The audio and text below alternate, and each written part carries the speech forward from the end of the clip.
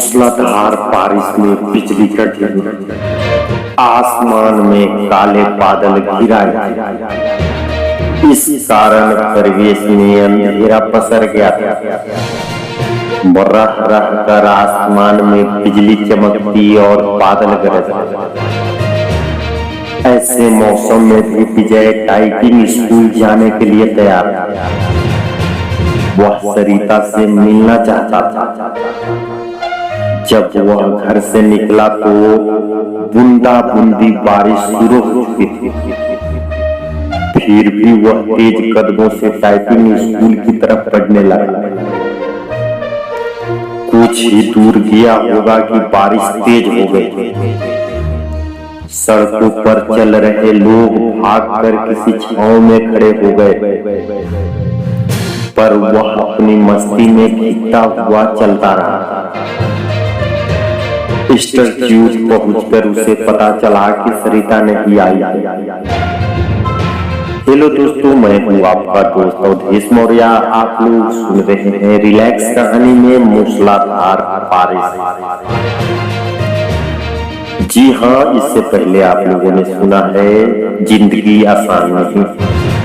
तो चलिए इस कहानी को आगे बढ़ाते हैं। अभी तक आप लोगों ने रिलैक्स कहानी को सब्सक्राइब नहीं किए हैं तो कृपया सब्सक्राइब कर लीजिए। इतनी बारिश में आने की क्या जरूरत थी? मैडम ने विजय से कहा।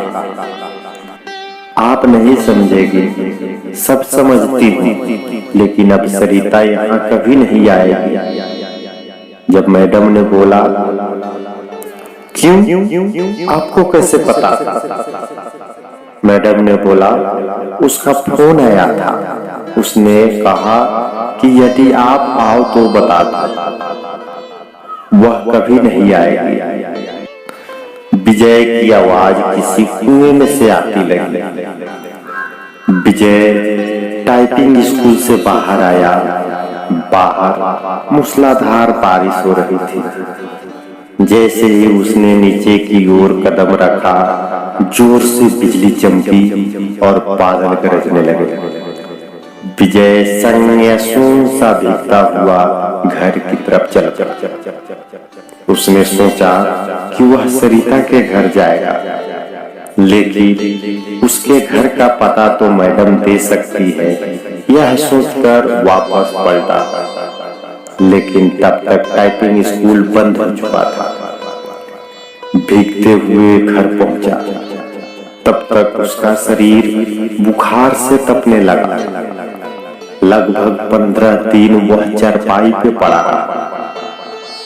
जब कुछ ठीक हुआ तो 20वें दिन टाइपिंग स्कूल पहुंचा। मैडम नहीं मिली। यह सिलसिला 15 दिनों तक चला। 16वें दिन उसे मैडम मिली। उसे देखते ही बोल पड़ी कि काफी कमजोर हो गए। उस दिन बारिश में भीगा तो बीमार हो गया। विजय ने मैडम से सरिता के घर का पता मांगा, तो उसने एक कागज पर लिखकर विजय को थमा दिया। मैडम को धन्यवाद बोलकर विजय चल पड़ा। वह आज ही सरिता से मिलना चाहता था। जब वह मैडम के दिए पते पे पहुंचा तो वहां ताला लगा था। पड़ोसियों से पूछने पर पता चला कि सरिता यहाँ रहती थी, लेकिन अब मकान बेचकर चली गई है। कई लोगों से पूछने के बाद भी विजय को उसका नया पता नहीं मिला। निराश होकर वह घर लौट आया।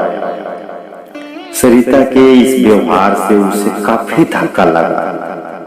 उसे कुछ समझ नहीं आ रहा था कि सरिता ने ऐसा क्यों किया।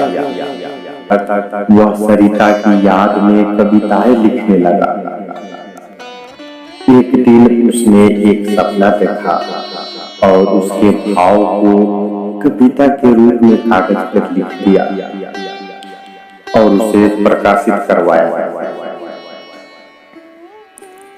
विजय की इस कविता को पत्रिका में छपे 1 माह से अधिक हो गया, लेकिन उसके पास इस बारे में भी अब तक सरिता का कोई पर्याप्त नहीं आया। उसे उम्मीद है कि एक न एक दिन सरिता उससे जरूर संपर्क करेगी। जब से वह कविता प्रकाशित हुई है तब से वह फोन की प्रत्येक घंटे चौंक जाता है। यही नहीं, हर रोज पोस्टमैन का बेसब्री से इंतजार करता है और जब उसके आने का समय खत्म हो जाता है तो वह उदासी के समुद्र में डूब जाता है।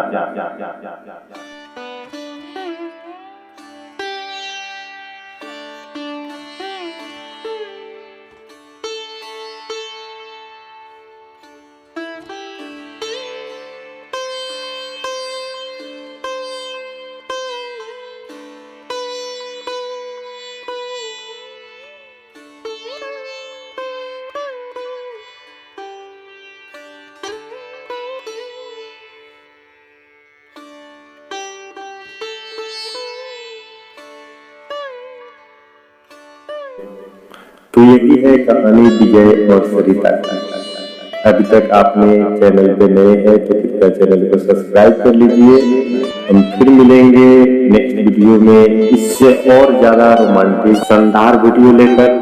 तब तक जय हिंद।